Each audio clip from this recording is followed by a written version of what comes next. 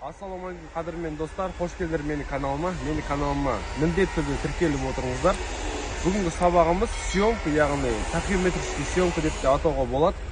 Ол съемка бәріне қажет, өйткені кез келген объектіде, кез келген затты қай жерде тұрғанын, қандай биіктікте тұрғанын, қандай көлемде екенін білуге болады.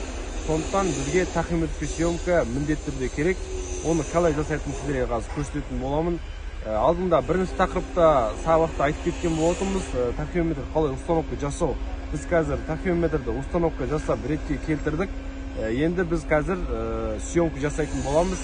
Қазір оны сіздерге қалай жасайтынын көрсететін боламын. Қадірмен достар, мінекей қазір қостық, тахиометрді установка жасалды. Енді ең бірінші бізге папка керек, яғни съемка сақтау үшін съемкаларда бірінші папка керек. Ол үшін управление кіреміз. Алдың сабақта айтқам, проект дегенде окей деп басамыз. Енді бізге новый деп проект создавать ету керек. Так, біздікі қазір түсіретін затымыз ТП деп құра салайық. Мінекей ТП деп ағылшынша жаза саламыз. ТП болды. Далені басамыз. Вот достар, қазір міне проектті создавать еттік. Енді бұдан шығып кетеміз, өйткені қазір съемка жасаған кезде осы точкалардың бәрі осы папкаға сақталады. Өйткені ертең біз автокадқа салған кезде бәрі көріну үшін. Енді программа дегенге кіреміз. Съемка деп тұрады. Съемканы окей деп басамыз. Енді мына жерде жазылып тұр, яғни бұл съемкада ограничение, яғни шексіздік жоқ. 1000 точка, 2000, одан да көп точкаларды ата беруге болады, яғни съемка жасай беруге болады. Сондықтан далее деп басамыз. Бұл ескертіп тұр, яғни бізге. Енді мінекей достар, точка, яғни бірінші точка деп басталады. H дегеніміз ол яғни рейканың высотасы. Ол бізде мини рейкамыз, сіздерге алдын сабақта айтқам. Оның биіктігі 1 метр 30 сантиметр болады, сондықтан менде ол дайын тұр. Осылай болады. Енді қазір съемка жасайтын боламыз. Сіздерге алдында да айтқан болатын, бізде қалай сақтау керек, қалай высотный отметін көрсететін кнопкалар бар, яғни F1 мен сақтайтын боламыз. Енді қазір бізге тағы бір айтып кететін жайт, бұл съемканы без отражателя, және отражательмен де ата беруге болады.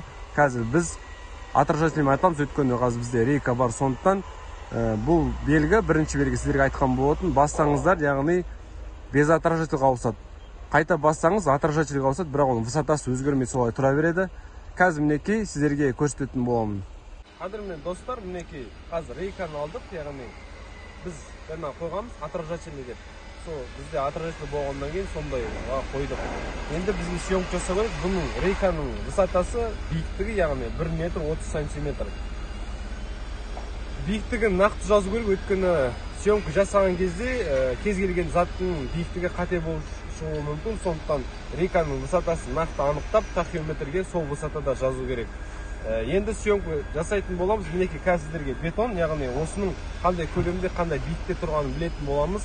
Енді ең бірінші жерге қоямыз, яғни қай жерден басталатынын, яғни қай биіктік точкадан басталатынын білу керек. Осылай қоямыз да, яғни отражательді тахиометрге қаратамыз. Және де мұнда цилиндрический уровень болады.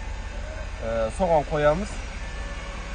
Содан кейін съемка жасауға болады. Қазір оның высотасын, яғни әр углдарын осылай есептейтін боламыз. Достар, енді мінекей жәнегі наведение жасадық, бұған отражательға көздеп қойдық, дәлдеп. Енді қазір съемка жасайтын боламыз. Сіздерге алдында сабақта айтқам, F1, яғни соны басамыз. Мінекей достар, екінші точкаға деп уже айтады. Келесі точканы осылай кезек-кезек жасай береміз, толықтай жасап шығатын боламыз. Осымен съемкамыз аяқталды десе де болады. Мінекей достар, қазір тахиометрмен съемканы толықтай жасадық. Қазір енді осы тахиометрді компьютерға апарып, автокадқа салып, съемка қалай болды, высотасы, биіктігі, көлемін қалай болғанын сіздерге анықтап толықтай көрсететін боламын. Ол үшін бізді сабақты қадағалап отырыңыздар. Келесі сабақта автокадта қалай жұмыс жасаудың көрсететін боламын. Қадірменді көрермендер, бізде колокольчикті басып, бізге тіркеліп, бізді қадағалап отырыңыздар.